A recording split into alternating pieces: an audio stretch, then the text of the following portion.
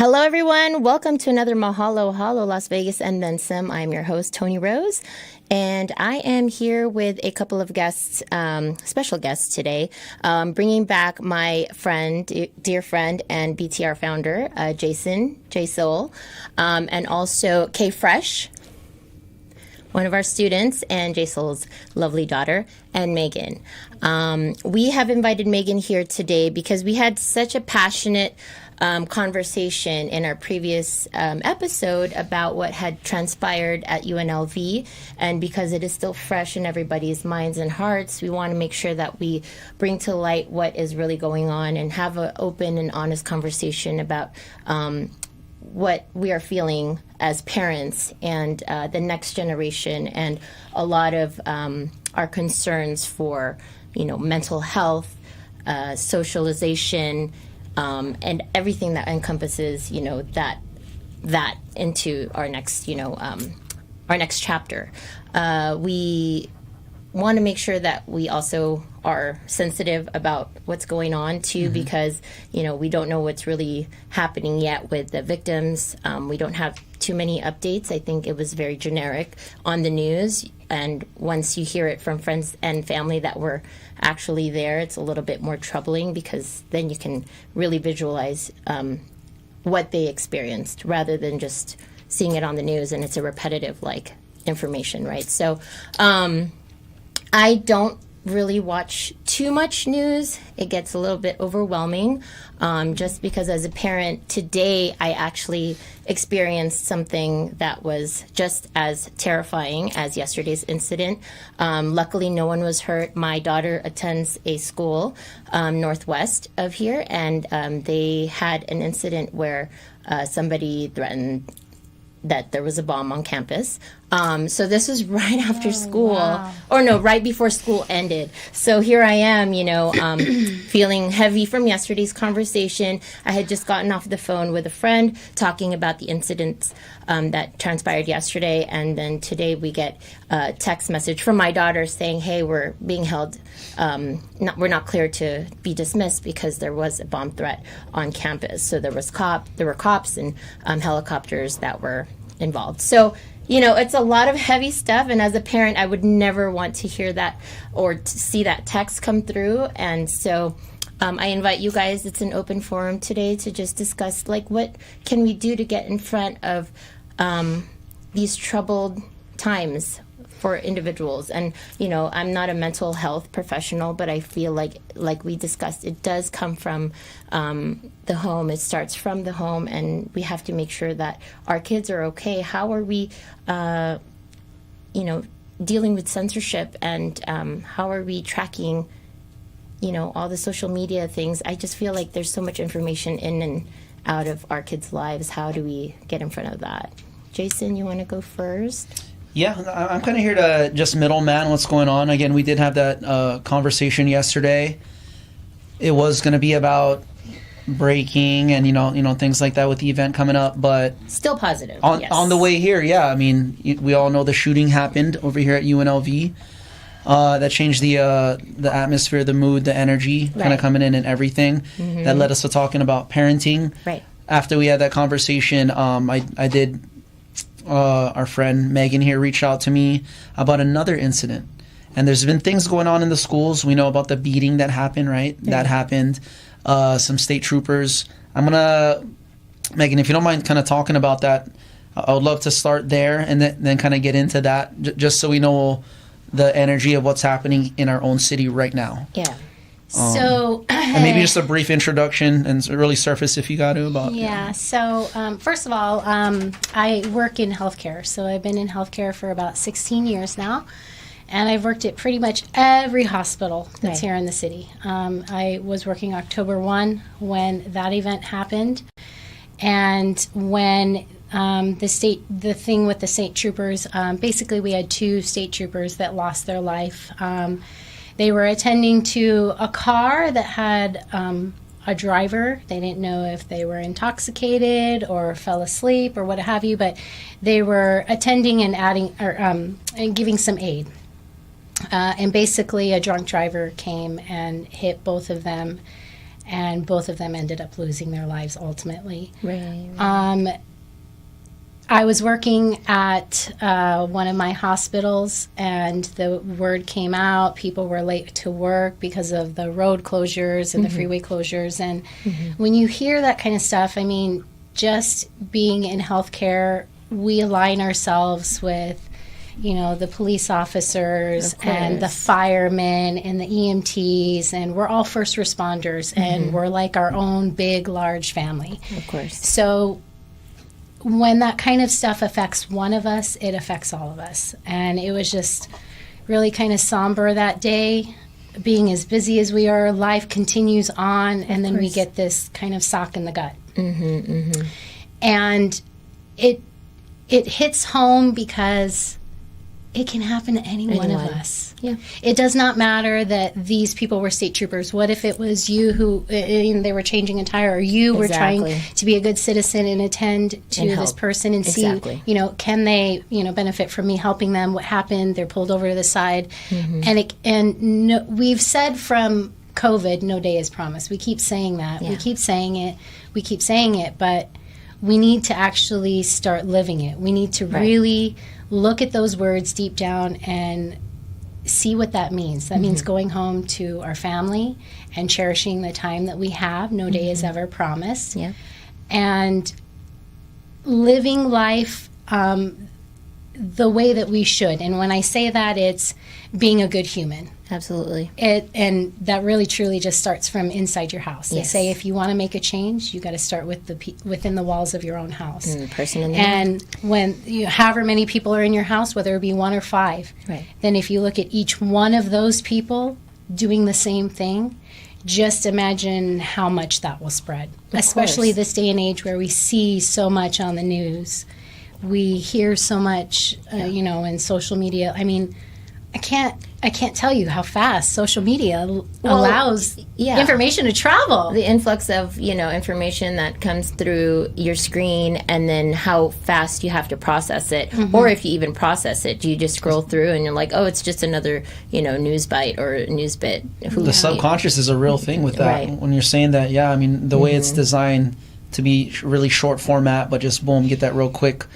Whatever sensory, the dopamine, the chemical experience. You're You're like, scrolling oh, okay, through cool. it, and it's like, oh, you're on to now a baby picture of someone posting. And, my oh, gosh. now you're on to, this event coming into town. It's the hardest It's thing because I quick. communicate with a lot of people on social media, and I'm like, oh, okay, what did they say again? Or let me respond, and I'll open it up, and then boom, I'm like, You get 5 minutes distracted. later, hold on, what am I supposed to be doing? Yeah, Right. it's. And I think that's where it stems from, is that, you know, we're a generation, I think us three, we were a generation, we were able to disconnect from that because we didn't grow up with that. We got into it a little later in life, but our children were born into it. So instantaneously, they're just like, they're addicted to that feeling of needing the phone, or, you know, and I'm guilty of it. Like, my daughter's like, hey, can I borrow your phone? I'm like, here. And then 20, 30, 40 minutes go by. I'm like, wait, where's my phone? And then she's on it. And I'm like, okay, that's 30 minutes more than I wanted her to be on. We're all guilty of it. And if you say you're not, then kudos to you. But as much as I try to censor them, or, you know, limit the time, our lives as adults also get hectic, and we forget that, you know, we have little people to protect. But it's easier to just be like, hey, take your iPad, go over there and like take care of whatever you got to do. So I think in the schools too, now it's like everybody has a cell phone. My oldest daughter has a cell phone. She's pretty responsible with it, but I don't know exactly what she's watching every single time, right? What I was doing in middle school and high school, without a phone, I can't imagine what's happening with the phone. With a phone. Well, I think that's kind of where society has gone. They've gotten, look at all these TikTok challenges and social media challenges. Right. It's just gone rampant. We didn't have, they didn't have that on the internet. I mean, shoot, I had to dial up to do internet. And then if your mom picked it up, she was like, you're like, Mom, get off the phone, I'm trying to log on. I had the rotary phone. Like, I had a pager, so I had to have quarters on me if I wanted to use a phone. And nowadays it's at, you know, in a split second, they've learned something or they've seen something, and it's it's trying to not expose them to stuff that's not age appropriate. And it's so easily accessible. Even on kids' YouTube, there's stuff that's not age appropriate, but it's on there and it's so quick. And then Disney, right? Disney, so many things. The segue to anime. I was like, oh, so anime. Let's go back to take that off. Like I can't even have them watch anime because it segues or it's prompting other things to come on there. So I was like, I can't censor everything. And it's the bad people's way of reaching out to all of our kids because they do it quickly. And even if our kids don't have cell phones, they have iPads. And I'm constantly hearing, oh, well, the class lost their iPad usage because someone decided they were going to Google something inappropriate and whatever, you know. Apps, apps that have stuff that's not appropriate. They're playing games, and next thing you know, they've channeled and journeyed down this other road. Coming fast. It's crazy. And AI is just even crazier with the stuff that you can do now. And, I know, you can write a paper. Ask them to do. I'm like, where were you when I was in college? Exactly. Can you write me a nice dissertation? Exactly. But what do we do to get in front of this, right? Do we boycott? What, as parents, can we do in order to get in front of? So I'm very traditional. When I talk about this stuff all the time, what did we do years and years and years ago? Right. Like my grandparents were the first immigrants here, born here in the States. And you have to look at what did they do? They had traditional family values. So what we have to do, whether it be a single parent family or whether they've got two divorced parents trying to still co-parent, we need to hold together that family unit. That's what the breakdown is here. We're allowing TV, we're allowing social media, we're allowing the school, we're allowing all these people to be a parent, and we're not being the parent. Yes. We're out working. I work 2 jobs to send my kids to private schools because I'm thinking they're getting a better education. Well, we've had things recently happen at their Christian private school that you think would not happen. Right. And it's no one is exempt from safe. anything. So it goes back to being present in your kid's life. Right. No matter how hard it is, no matter how many jobs you have, no matter how I work graveyard on top of doing 2 jobs. So most of the time I'm in robot mode at work because Autopilot, I usually run on like 4 hours of sleep. Oh my gosh. But I make sure that I'm present in my kids' life. Absolutely. And they know they're not going to get away with anything. So it's holding them accountable even when I'm not there. Right. You know mom's going to regulate. Yeah. I don't care if you're taller than me. Yeah. And Warren G is in the building. So the family is the most important thing. We're forgetting that. Yeah. We're forgetting that. And we need to really, whether it be a community, I was telling him, my kids have been doing breakdance now for a little over a year. Yeah. And I just love the people that I've been meeting. Yes. I went to that district arts thing over the weekend. Yeah. Yep. That's the first time we've done a big thing. We've only done the alchemy ones. Oh, nice. Nice. And my husband makes fun of me because I'm such a chatty Cathy, and I'm like, oh, can I follow you on Instagram so I can show my kids? Because I want my kids to learn from you. The mentors and the people that I'm exposing them to is just incredible, just in this little community. Yeah.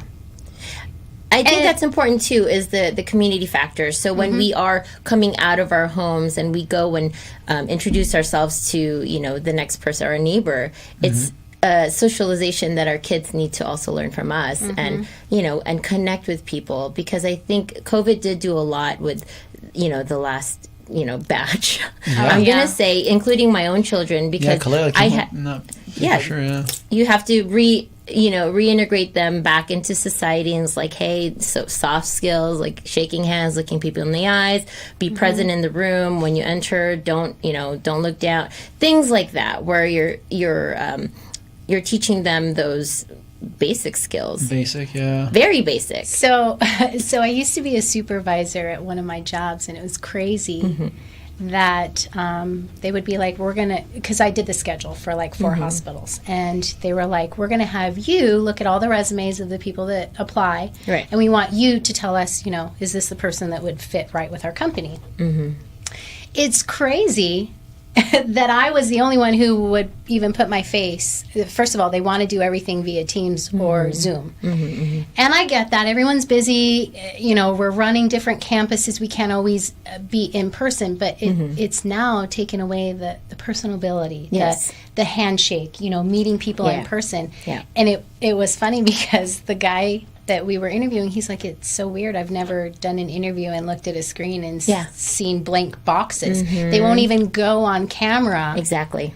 So you can see facial expressions, smiles, so important. warmness through the smile and tone. Yeah. And I had turned mine on. I'm the only one because I thought that's what we were supposed to do. But I'm like, that's disconnect really interesting. is crazy. And they're and it's comfortable for everyone. You know, the anonymity, they're like, no, I'd rather just stay in my comfort zone. It's a box that has your initial. And your name, if your full name or your first. No, I get that. And I think even during the pandemic, I was teaching musical theater and, you know, having them recite their lines on a screen, I was like, this is no fun.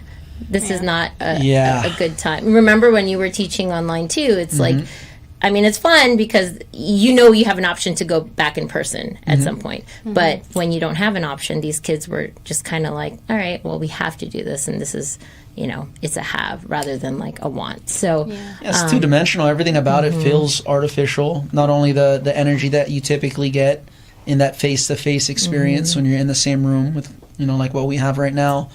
But when you're teaching and you're looking, you're like, okay, now turn that way. Okay, maybe this way now. Okay, now here, let me turn this so you can see now. So there's that side of it. It goes a little slower. Some kids, I mean, they're used to it. Yeah. I mean, it might be the future. Well, it's the nonverbal communication for me. It's a lot of, so in theater, you know, you have to make sure that they know their lines, but I say, well, if you miss your cue or if somebody has, you know, a missed line, nonverbal is important too, and not just the line. So you have to watch everybody's spatial awareness and all of that. So I think with that's that us said, connecting, right? Yeah. And that's what's we're missing, like being able to connect and be like, oh, okay, you're talking, so I'm going to let you talk first and not be like right here, and then when I'm ready to jump in, or just being engaged and focus on what's happening right here. Yeah. Engaged is a good word. Yeah. And that can go for so many different layers of things in life. Engaging with your kids, engaging with people that are in your job, making connections. Or strangers, I think that's where the world kind of fell apart. Right. Is everything is divided. We're divided into all these little groups. We're divided in little boxes on a TV screen or a computer screen. And we're only in this little box. Yeah. And we're not getting out into the world. We're not exposing ourselves to new people, new cultures. Like the breakdance world just alone is like this whole new culture thing. I was telling him what got me started on this thing is I'm ready to homeschool my kids. Yeah. Because I feel like I'm losing that connection with my kids. I work 2 jobs. We send them to private school. We come home. It's showers, dinner, homework, breakdance, jiu-jitsu, come home, bed, you know, right. all the things. And do you have a repeat. vacay coming up? How's your Christmas looking, girl? Right. Tell me. So man, this is so since COVID, and I mean during COVID, I probably was working about 80 plus hours. It was rough. It was graveyard. It was 80 plus hours. My husband's in healthcare too, so we didn't see each other. The kids were between the two of us, we were trying to figure out this homeschooling thing. And I'm like, healthcare worker here, I can't spend the 4 hours homeschooling because you guys only came up with the 2-hour program. Right. So it was a lot. And I don't think it's really stopped since then for us. A lot of people, I know it was such a blessing to get to stay home with the kids and to reconnect and redo the family dynamics. There were pros and cons. Pros and cons, because I know it drove some people crazy, but we didn't get to do that. And we've just been going steady. And we see that our specific city, like I grew up out here. I've been here since like 1982. Oh, wow. Okay. Whoa. So I've seen it grow. Yeah. Like some of these cross streets, you could see horseback. Right. And it's a 4-way stop sign and it's a dirt road. And now it's like a crazy intersection now with 4 lanes of traffic. So I've seen it grow tremendously. Well, with that happening, you know, certain industries, the casino industry and healthcare, obviously, we're getting bigger. Right.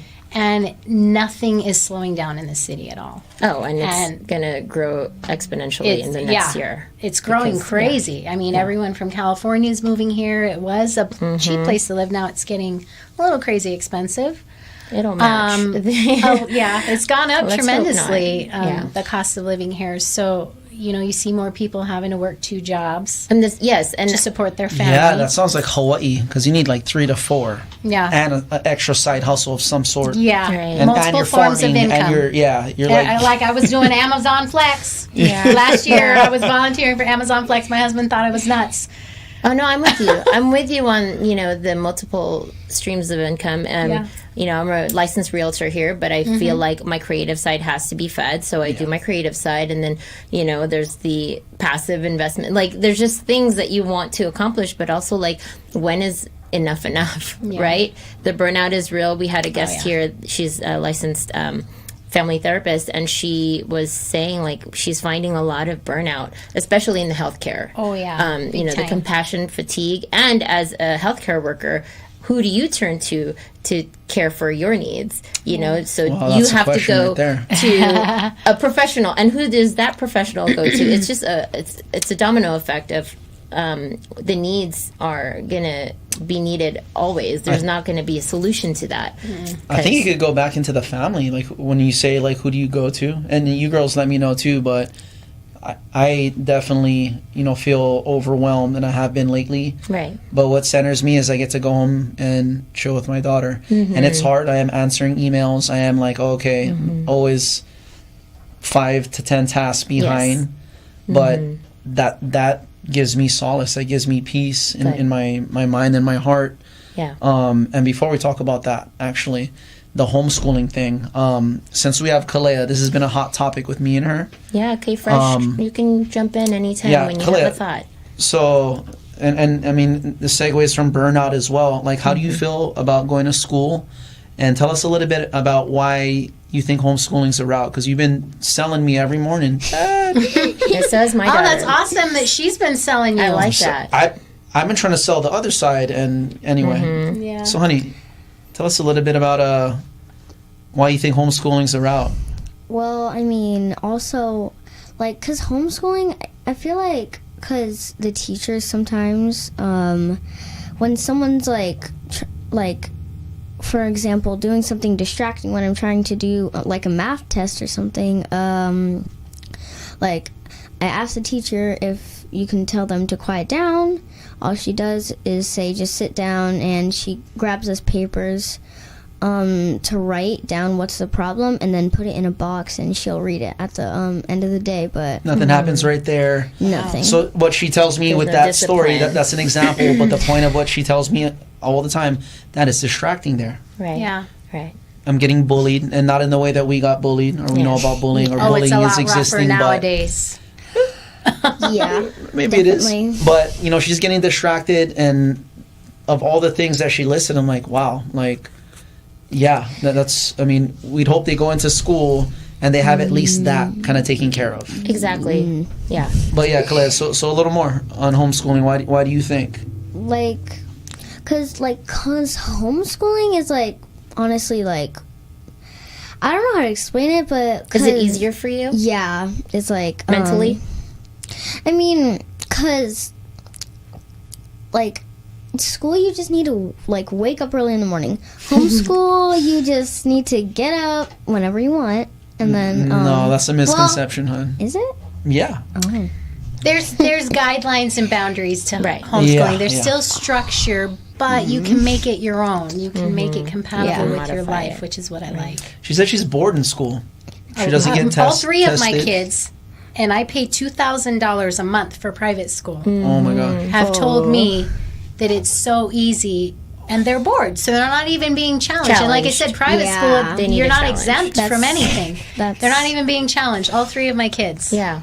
No, absolutely. And I think, that's the same goes for my daughter. And after today, I was like, well, you just never know what's going to happen in the schools with, the safety and stuff. And they're pretty safe. They're She's very had a threat safeguarded. too. Yeah. At an elementary, Elementary, yeah. Montessori. Yeah.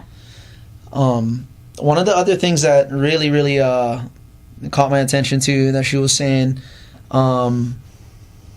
it's kind of been a recent thing, and I know, kids go through it as they get older and more aware of their social selves. Right.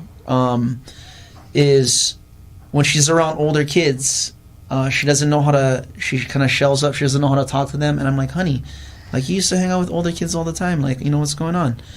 She's like, oh, well, they don't let us, like, when we're in school or just with our grade, we don't talk to the older kids, so there's a social barrier and a hierarchy that I don't think should, and I know if I read you ladies correctly, we talk to our kids straight up, and we've done so for a minute, and as such, they know how to understand, and they conduct themselves like that as well around other people. She used to be like that. So she's a COVID kid.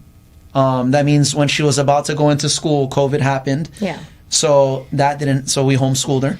Yeah. And she just started actually this year going to school oh no, you went first grade, right? Now I'm in second. Yeah, but did you go first grade in Montessori?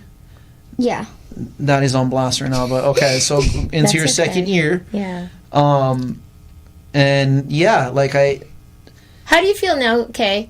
Do you feel like you're as confident as you were before COVID? Because I know you grew up a lot, but there's a timeline of events that you missed out on, right? And socializing because you were home most of the time during COVID. Yeah. So how do you feel now? Do you think kids are sociable, or can you relate to any of them? Do you connect? How do you feel? Well, not really at all, because like sometimes when I go to breaking battles, there's like older kids there. Sometimes I want to talk to them, but I like don't know what to say, don't know what to like. Because when I was like 4 years old, I think I got into school when I was 4 years old. Wait, 6. You got into school when you were 6, yeah. When I was 6 years old, I was like so like I was actually good at making friends and stuff. I'd just be like, hi, do you want to be my friend? Yeah, my name is Kalia. But now it's just like harder because like the grade groups are just separated, so it's like harder. Yeah, well, what I know of you is that you're very social, you're very comfortable in your own skin, and you're very articulate, so I don't think it's hard for you to make friends. I think it's on the other side, right? So it's a matter of asking the right questions maybe, and asking open-ended questions, not yes and no, to make friends. I think now it's a little bit harder to break the ice. It's not like, hey, how's the weather out there? Give us a couple of icebreaking so like questions. oh, what's your favorite pastime, or what's your favorite hobby, and why? Right? So it's not just a yes and no question. It's more like a connector. Oh, have you ever... So if you're in a breakdancing battle or if you're at a jam, just say, oh, how long have you been dancing for? Have you won any competitions? So finding points of relevance, right? Right. Something to connect commonalities you. And Yeah. So not just the Interests that are weather. in common. But you're brave, and I think you're going to be just fine. I know homeschool is an option for you, but I think for us parents, it's an option for me too. My daughter was selling me on it too, and I'm like, well, you need the socialization. She's like, Mom, I go to gymnastics, I compete in gym. I don't need that much socialization. Well, and then also to stem off of that, I have been on the fence for the last year because, like I said, no school is exempt from any problems. Right. And I look at, like I said, we live in such a fast-paced world. I mean, no city is exempt from that unless you live in like a little podunk town. Right. And it slows down their childhood a little bit more. It because does. Look at all of the doors that open. You can go on vacations and make it an educational thing. We're going to the Grand Canyon. We're going to learn about the Grand Canyon. We're going to learn about the different states. We're going to go to Springs Preserve and learn about all the botanical gardens. We're going to make a lesson out of life. And they don't get to necessarily do that in school. One of the teachers had commented during our parent-teacher conference, school is pretty much done by 11 o'clock. And I was like, then why are we here? Why don't I pick them up at 3? Well, it's a lot of herding over here. They do Jesus time over here, and then they got to go to lunch, and then it's art over here, and then even PE is only like 45 minutes. And I have 2 boys, so just having boys and seeing the energy that they have and the testosterone, especially they need to get out and burn that energy out. Yeah. Right. 20 minutes of recess is not going to cut it. It's not enough. You know, whereas I'm like, okay, we're and this is just my thoughts. I haven't homeschooled before, but it's just my fantasy world of what I think homeschool would be. Okay, we need a break. Guess what? We're going to go to the park. Yeah.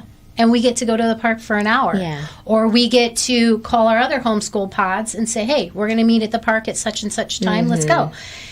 There's been so many things. I text messaged ATN and I was like, look, if I do this, are you guys open to either doing private lessons with my kids during the day?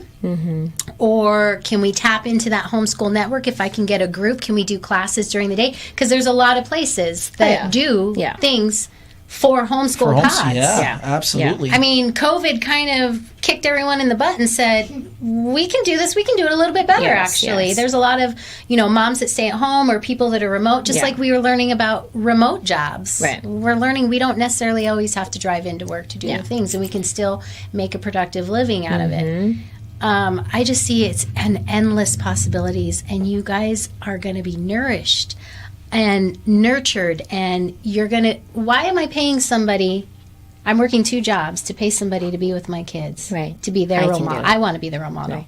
I want to be with them. I want to be experiencing things with them. And I'm with you on that, because I did open up my musical theater companies so that I can have the kids in my shows and in my programs.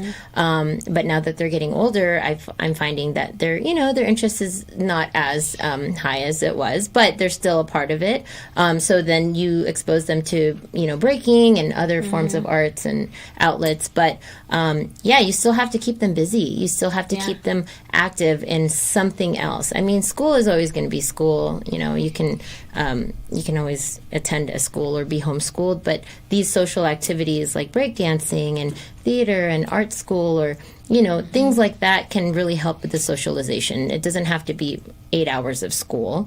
I actually am entertained by the homeschool idea. My daughter's in 9th grade. She's like, Mom, I have gymnastics. I can go and socialize there.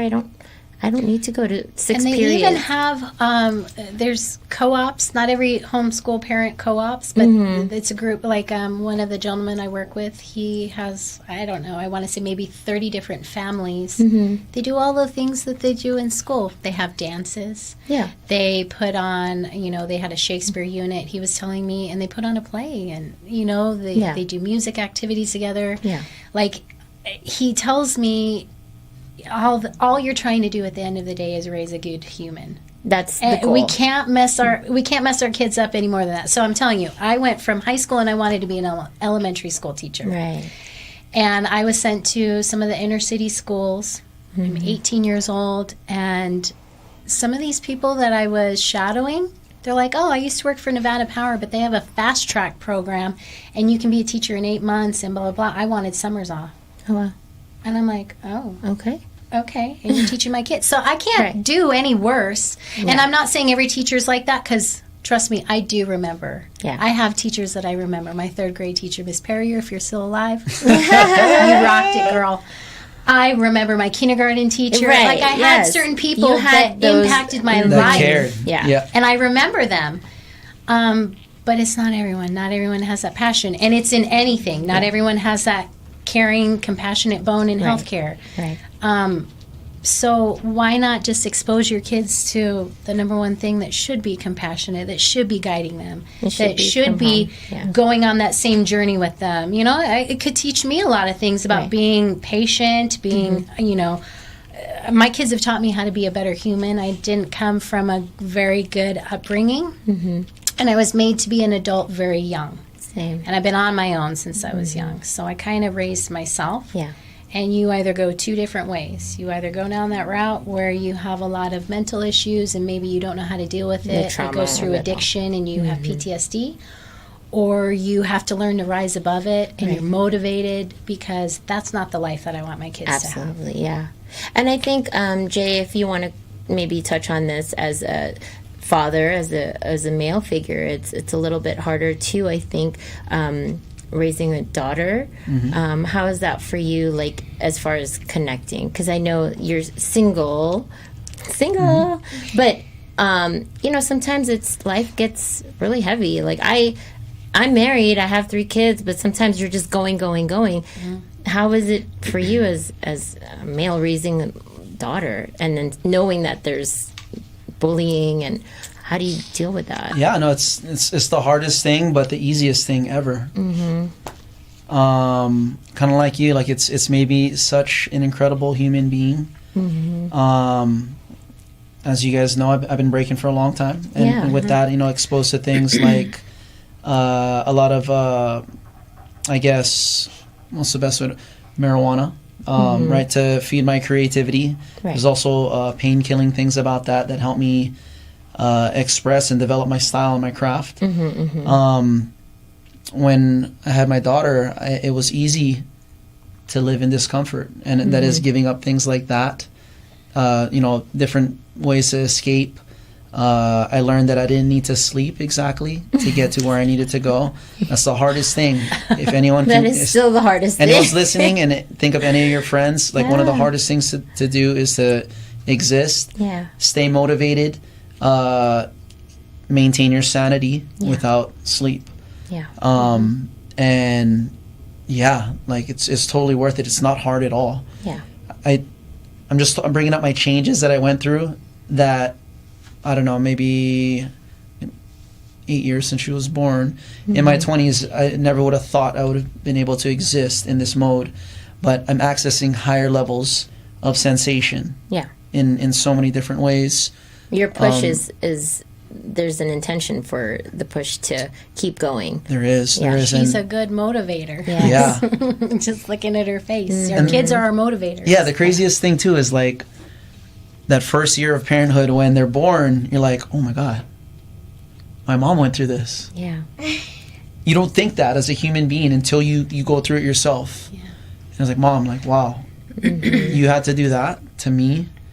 And ever since I've consciously known you, I didn't know that side of our relationship. Yeah. Because you're too young, right? You don't really understand those types of things. But going through that and knowing that I could come out stronger is everything.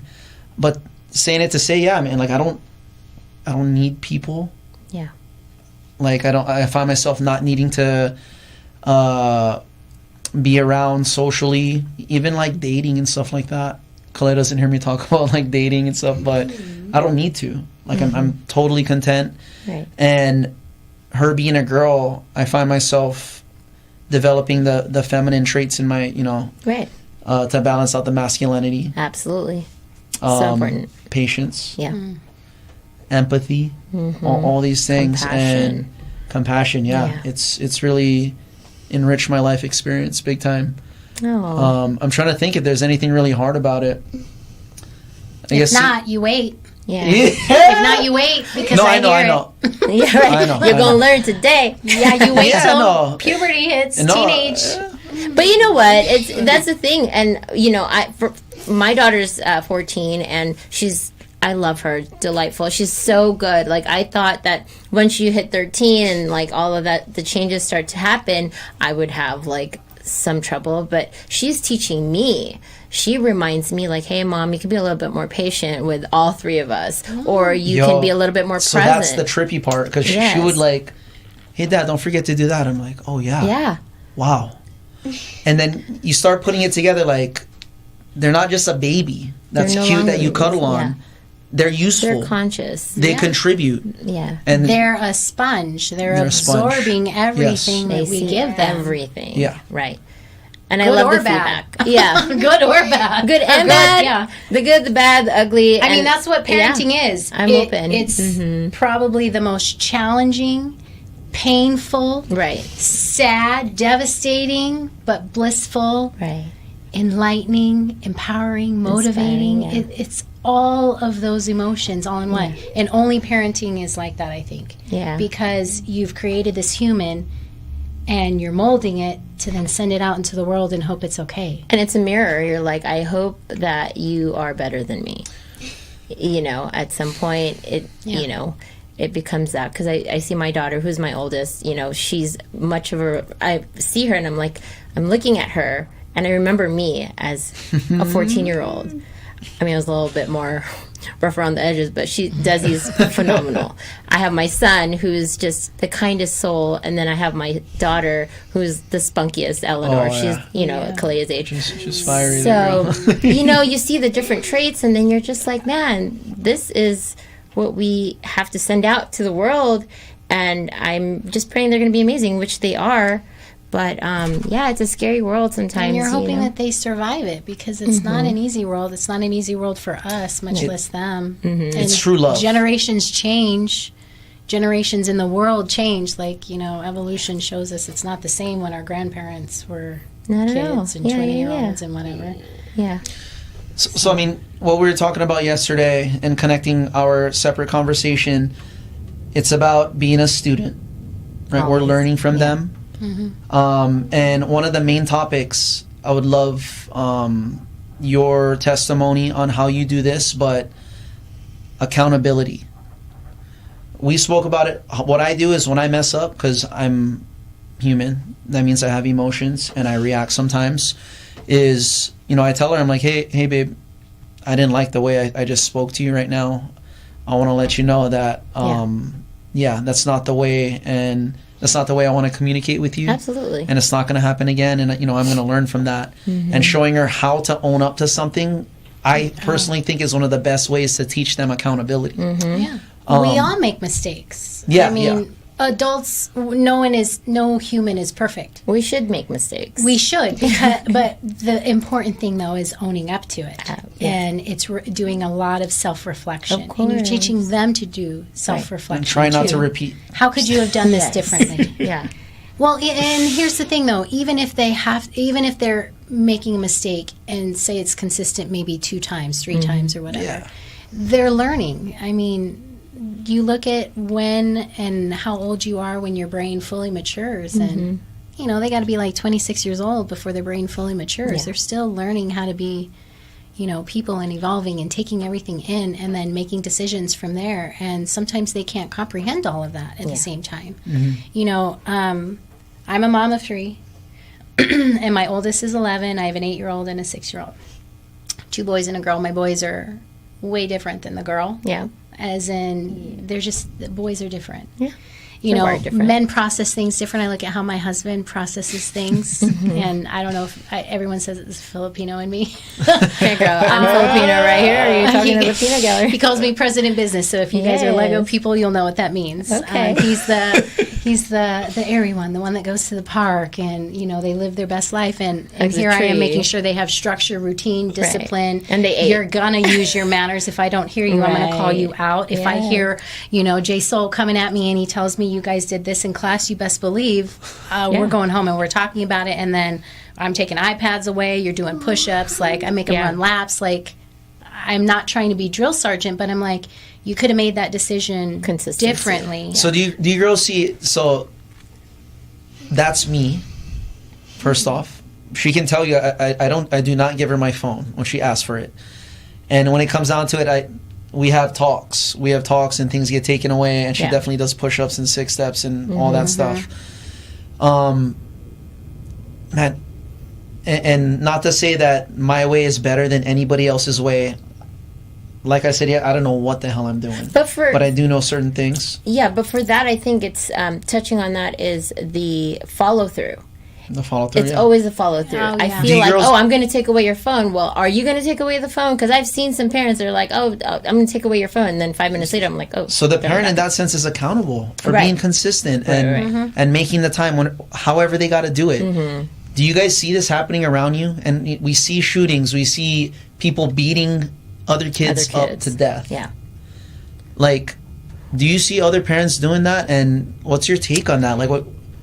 So I work in the hospital, and it's amazing how people conduct themselves in a hospital. I used to be a bartender. Okay, and that was That's like see most babies people on were both under ends the of the spectrum is of here. something. Then I go to Right. the hospital, and I'm like, oh, this is cool. Like, they've got to act right. They've got to this and that. I'm a professional. I'm a college graduate. Right.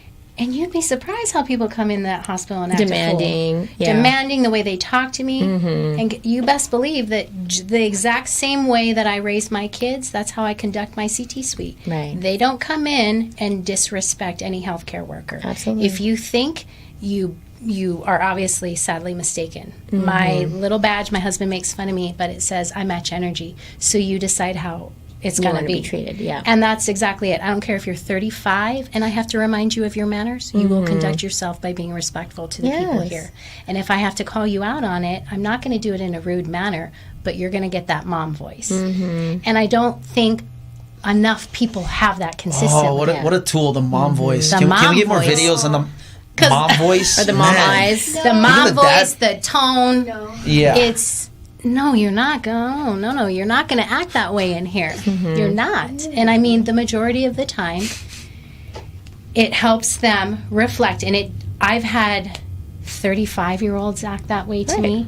I've had 67-year-olds act that way to me and forget their manners. And I'm like, you're going to get that best person or worst person because if you come in here, you're going to get that compassionate person. I am that person that'll cry with you and hear your story and give you all of the caring that you need. But again, if you come in here swinging arms and stuff, it's going to be a different story. Yeah. And the majority of the time, they do that little 5-minute self-reflection and they're apologetic. Yeah. And I don't know I don't know where they come from, but it's just holding them account. You cannot talk to another human being that way that is trying to help you. Right. That's not how we Yeah, conduct in that ourselves out in context, society. yeah. And reminding them that I am here to help you. Yes. I'm here to be that caring person, but I'm not going to be abused by you either. I am not a doormat. Thank Exactly. you. Yeah. No, I'm with you. I worked in healthcare for a little bit, and I made it fun. I think it's because healthcare can be a little bit dark when. Yeah. It can be. So for me, it's I tell my kids always greet people, look them in the eyes. If you're asking for a favor or if you need to know something, smile with it, and see if they'll match you. If not, then take what they give you and go. Because it depends. It really depends. You got to read the nonverbal. For me, it's nonverbal communication first before verbal. So within 5 feet, if I know that somebody's not having a good day, kind of feel it out. And, especially in the hospital, you never know, right? They just came from their patient's room and you're like, oh my God, well, let me give you a second to kind of. And I've seen where I've gotten that mom voice with them. Yeah. And then they tell me the backstory, and I'm like, that's like, all you had to do to begin with. Yeah, you and just I have sit to here and I understand. hold your hand. Absolutely. I've given people hugs. I've spoken to people. People have come in and like, do you still have my patient? Yeah. And I'm like, yeah, we were talking. We were connecting. I've had people ask me to go to coffee later on because they were like, thank you for making me feel this way. I wasn't feeling good when I first came in. Yeah. And you just kind of uplifted me a little bit. And I think the hard conversations are the easiest conversations. Once you get through that, like, what happened? Or why are you the way you are? How come you're behaving this way? There's got to be a reason. So the hardest, especially with the kids. How do you ladies decide? For you, you're in a position, you got to help them out, you got to interact with them, so you have to have that. How do you decide where to give that energy to? Or you actually like, I care about you enough, let me see where you're coming from, and let me let you know that, hey, like, you're being disrespectful right now. Right. What's going on? How do you decide who to do that to with the amount of people you guys encounter in your day-to-day? You do so many, from realty to in the schools to mahalo, and for you, dropping your kids off at the private school, the hospital and stuff like that. Like, how do you decide where to give that energy where you care enough to tell somebody, hey, look, I want to continue to connect with you and help you out, but look, it's not going to happen like this. Is there a time? It kind of you kind of feel it out. Yeah. Much like when you're meeting somebody new, you kind of feel out their personality. The energy is a big thing. Like, you can tell if they're kind of simmering down a little. You can tell if they're still elevated. Then one thing with especially like the elevated patients, I never want them to know that they can take advantage of us, because we've seen with the devastation that has happened all over the world, not just here in the city, but you see with all of the devastation and the tragedy and the losses, you don't want to be one of those people that's, a sitting duck somewhere. So when you are feeling somebody out, because we get a lot of prisoners, we get people from the jail, we get people that are intoxicated on things. You don't know how they're going to act. I've been, You don't know the 6 reaction. months pregnant and attacked in the hospital. Oh my God. And it's scary. You have to really feel things out. Am I going to be precautious going in and knowing the background situation, and I'm going to gauge it and let them go step by step. Right. If they're cool, I'm cool. Yeah. If they're not cool, then it's going to be a different story. You have to feel it out, much like we feel out, situations with kids, or not even our kids. I've had to deal with, situations at school, and parents come up to me and they're like, we got to squash this between the two boys. And, it's talking things out. It's verbalizing, not just going by body mechanics and behavior and vibes and stuff like that, but you got to also verbalize it. Well, that's the thing. I think a lot of people are so afraid now. They hide behind the screen, and they're able to, spew out whatever they feel behind the screen. But then in person, Yelp. if you want to be able to, like, hey, let's have a conversation. Let's look each other in the eye, and let's have that dialogue. Most people are afraid to do that now. I feel like even within the family dynamic, like I'm old school. I want to talk to you. I'll call you. I'll text, but if it's a serious conversation, I'm going to call you, and I want to make sure that we understand each other and get to the bottom of whatever that topic is. Or if there's a problem, hey, let's eat. Let's grab food and let's talk about it. Yeah. But I feel like our kids now, it's like, oh, it's so easy to just hide behind. They hide behind their phone. They hide behind social media. Everyone's a keyboard warrior. Well, have that conversation with somebody. Yeah. It's so important. I think those, I don't think those days are gone. I think it's just a matter of us establishing it with our kids and making sure that they know that, the personal connection is still the best way. To communicate rather than, You asked earlier what we do to help with, because especially healthcare workers, what do we do? How do we release all of that? The mental health and the burnout and all that kind of stuff. And I'm shocked at all the hospitals that actually offer mental health therapy sessions. You usually get 6 free with every For the workers? For the workers. And a lot of people don't know that. And I think every company should be like that, because it doesn't matter whether you're a bartender or a healthcare worker, a fireman, a school teacher. There's burnout in everything, and that should be a standard care. You see all the problems that we have in the world right now, and I think breakdown of the family unit and mental health. And that's a thing that we can help nourish with our kids with homeschooling too, is we're able to teach them how to I'm going to have to send you this thing about school, and they talk about how you go to school, you learn this, you learn that. Does the Pythagorean theorem help you right now in your life? No, it doesn't, but I bet you learning about mental health and trying to deal with stress in a healthy way is something that I would have definitely loved to have in school. I mean, that isosceles triangle is not No, helping trigonometry me and at all. And I'm a science-based career. Right. But my OChem class didn't help me in what I do day to day. I'm feeling a little obtuse. What do I do with myself? I'm not a cute. Right? Yeah. We can be funny about it, but true story, it's no fun when you don't have, and I think it should be a standard, but do people take advantage of it? Do people think therapy or, No. you know what I mean? Men, and I'm not, no offense, but men like to harbor things inside. They're not as social. I think women are such a social creature. We love to talk. My husband is like, are you going to go call your girlfriends? And I'm like, yeah, because they're my mom friends. They're going to help me. They got a boy, too, that's my age, or that my son's age, and It's they're a free going through the same therapy session. things. Yes. We, girlfriends, we share wine, we call each other, we text message. We're very vocal creatures.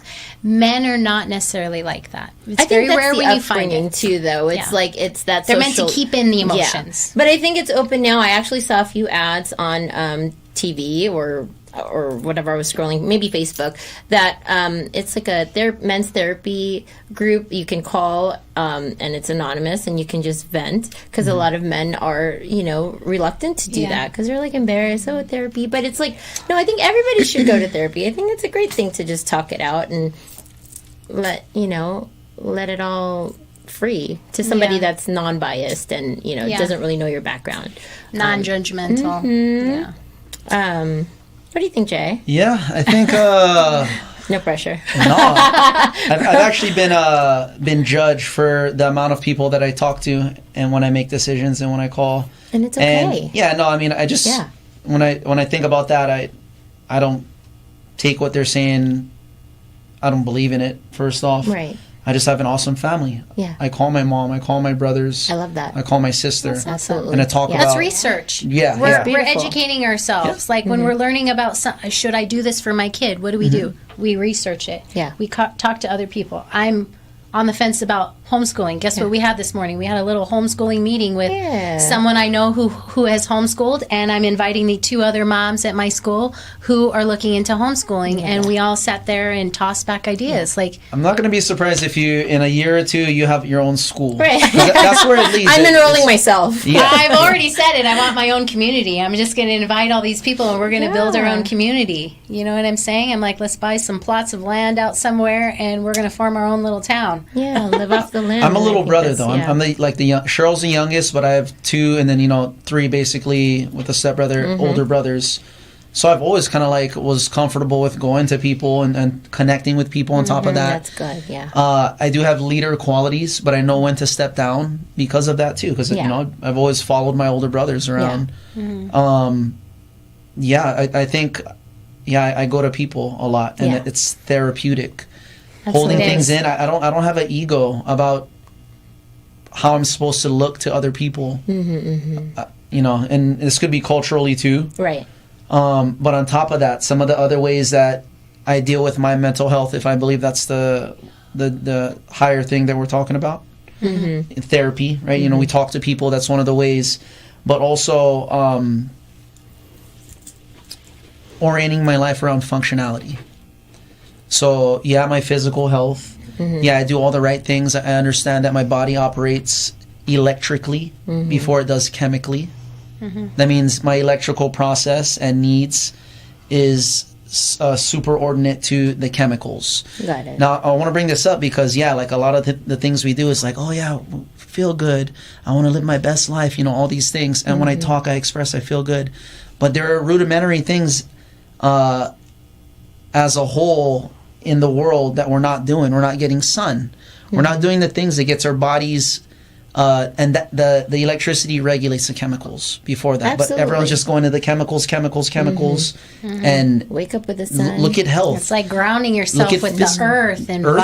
vibing with nature. It's such a hippie thing to say, but there's so much science Oh about my earthing. gosh, That's, yeah. I think that's Waking the up with the natural sun, way. yeah. Yeah. Our bodies are meant to do certain things. They're meant to react with certain things. Nature is one. You talk about sunshine, it's fresh air.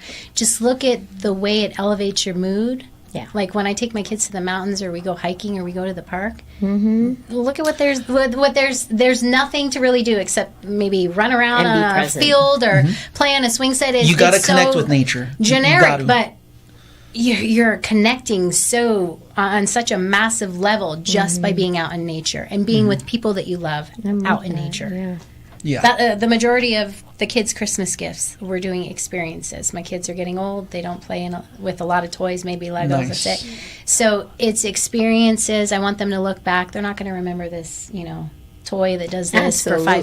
seconds, but they're going Yeah. to remember playing board games when we rented a cabin. We went out to the snow, or we did this such and such experience. The kids talk about the cabin. We've only been to a Right. cabin once, and it was last year. But it's the beautiful. experience. And we That's do six. prayer on the way to school, and I ask them to do prayer for the day, and then their I love yous. And each kid has to do an I love you for every member in the family and what they're thankful for. And that's one thing that they always say, Mommy, thank you for planning things for us to do together as a family, like the cabin. It's always Nice. brought up. Yeah, yeah, And there was no iPads. I brought the painting canvases. We played board games, and we went out and played in the snow. Yeah. Simple things. Simple things. So That's teaching what them life- to connect. Yeah. Teaching them to With each connect and other. not be bored and being okay with being silent, Yeah. with not being overly stimulated, I think is the gift. central pillar to mental health as you get older. Yeah. Why do we seek addiction and things like that? It's because they don't know how to sit still. They don't know how to not necessarily sit still. I think that's perfectly normal to not want to sit still, but to be okay in silence, to be okay to not have a screen in front of you. Yeah. And also be alone. Yeah, to not have so important. I gotta be around people, and oftentimes when you Yeah. seek people, it's probably not the right person. I drive home, so it's crazy in the ER, and it's so nice to drive home. And have That's the my radio safe on, place. Can we and have when that- it's nice Keep that out, voice I right open there. up Yes. the moon roof, Relax. and I just enjoy the peaceful. Yeah. I'm the same way. I will sit in my driveway for 45, and then Jay will usually call, and I'll be Why like, is the driveway so peaceful? I love the when I pull in my driveway. garage, I'm like, hold on. I don't have to unload right now. the Let me magic breathe. place. Yeah, it's such a wow. And then the kids come out because they saw my car pull up, and I was like, "Oh no, they're coming!" And then I like try to hide, but and then you're like, "Okay, back to reality," and you plug back in. But I think it's so important for us as parents to really get ahead of what's going on and know what our family dynamic is like, whether the kids are in trouble or if there's stuff going on like bullying especially, and then things like this, shootings and bomb threats. It's a lot for us to handle, but It's even nicer to know that you're not alone. you're not alone. Absolutely. Like when yeah. you start opening up your feelings and you start talking to other parents, you start reaching out. Yeah. It's nice to know, oh, you know what, I just went through that with my kid too, and blah, blah, blah, blah, blah, and we talk about it. And it's then okay, it gives you there's no insight judgment, on yeah. how to deal with things, because it's a scary thing. The world is kind of scary, but it's also really cool. Right. And you can look at the two different sides and go with it, but you can also connect with the people that are going to help you get through those challenges. I have my tribe of mom friends, and all of you girls know who you are, and they've all helped me because my kids don't have my mom and dad around, and my husband's parents live out of state. So it's just us. Yeah. They have mentors. They have their breakdance community that I wish I would have known about sooner, because I absolutely love everyone that I've met so far. Yeah. And, my boys are doing football, so they have that little group of people. It's just The community is pertinent in the community, upbringing. and that's Yeah. the thing is all these people, they come from all of the different areas of town, and we all come from different backgrounds, and it's just coming together to do the thing, the breakdance, the football, the common whatever it ground. is, we're going to this, and it's keeping the kids involved in that too, engaged and involved, and you guys get to decide this too, and I want to be a part of it. Jay, do you have any final thoughts? We're going to wrap up. This was a great conversation, guys, because I think we can go further and a little more down the rabbit hole. But,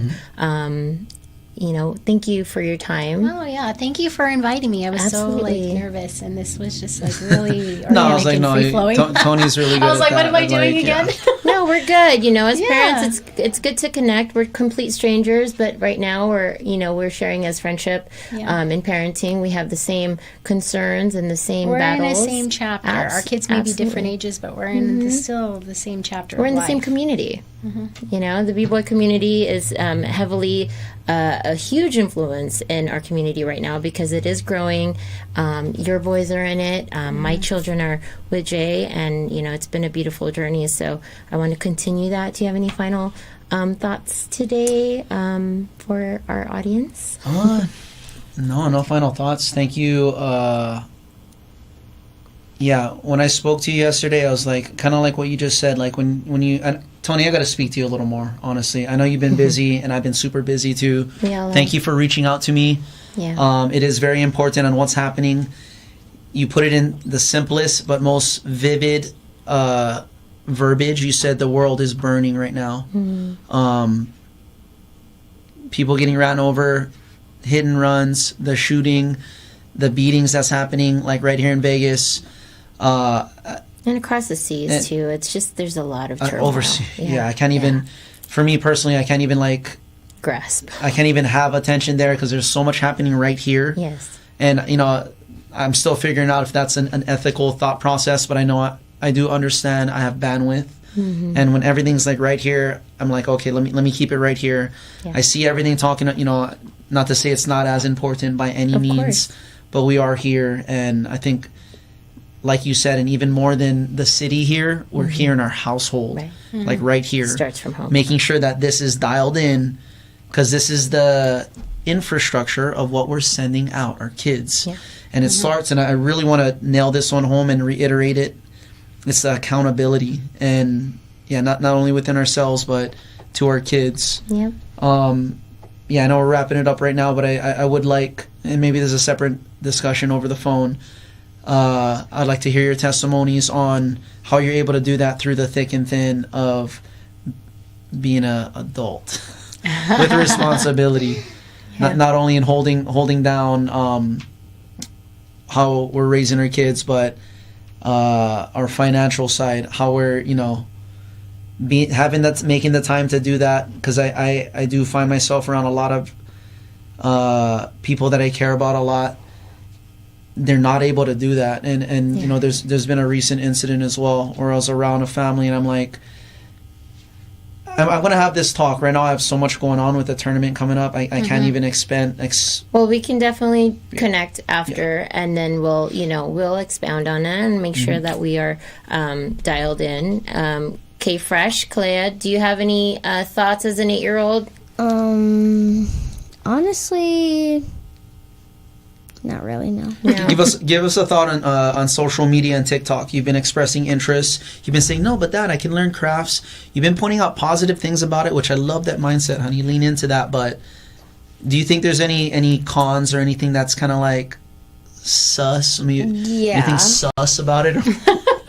She used that the other week. I'm like, whoa. Yeah, I know. I have to Google all the terms now that we're not cool with my generation. Right. No. But yeah, what's sus about social media? I'd love for you to talk about that as an ending thought. Honestly, do you like it? I mean, I don't watch it, but there's if you could, would you? If I could, I'd watch honestly, there's these I don't know, but my breaking friends, I don't know how to explain it, but they've been telling me about these breaking hacks on TikTok and stuff, and like breaking tips and things like that. Okay, so you're interested in learning, the learning aspect. Yeah. Okay.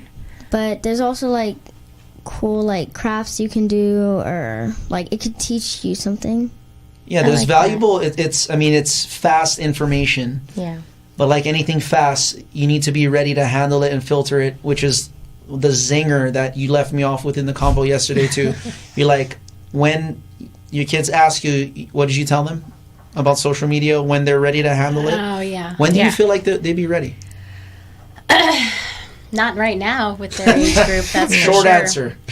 Not right now. Not right now. I mean, I didn't even have MySpace till I was in my 20s. Oh, and if it was up to me, I wouldn't let them have a phone until they're well into their late teenage years, just because I don't want them distracted while they're driving. I don't want them to be disengaged with people with it. I mean, I had like I said, I had a pager. That was the first and then when you look down, you're like, oh no, do I call them back or do I have to find coins first? 07734. You have to do I still do all my passwords in pager code. Right. You're like, hello. I'm a 90s kid. 43770. Yeah, but and you know, That's what it is. there's so many other apps though. Girlfriend, tell your dad about Pinterest. You can learn all those cooking shows and the crafts and stuff off of Pinterest, and then it filters out all the other stuff that you don't need to be exposed to. So it's exposing our kids to things, and some people are okay with it, just like some parents are okay with some things and others are not. Right.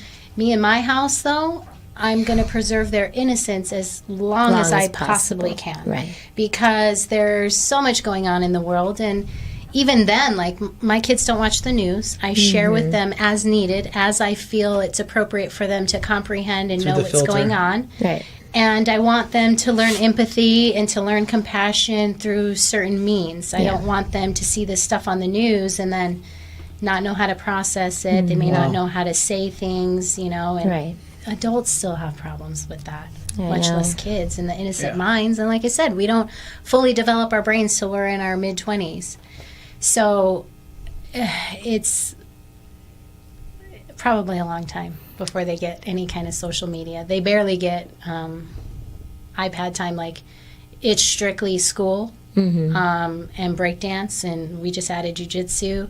So those are what we do Monday through Friday. I think they get that- limited iPad Yeah. and connection time and stuff like that. And even then, I still keep them really busy. ATN's always like, man, the kids are busy. I keep them busy for a reason. Yeah. They're out of trouble. Out of trouble. Same. I am with you on all of the tips and tricks and trades and lessons, gems. I mean, as parents, we're all learning.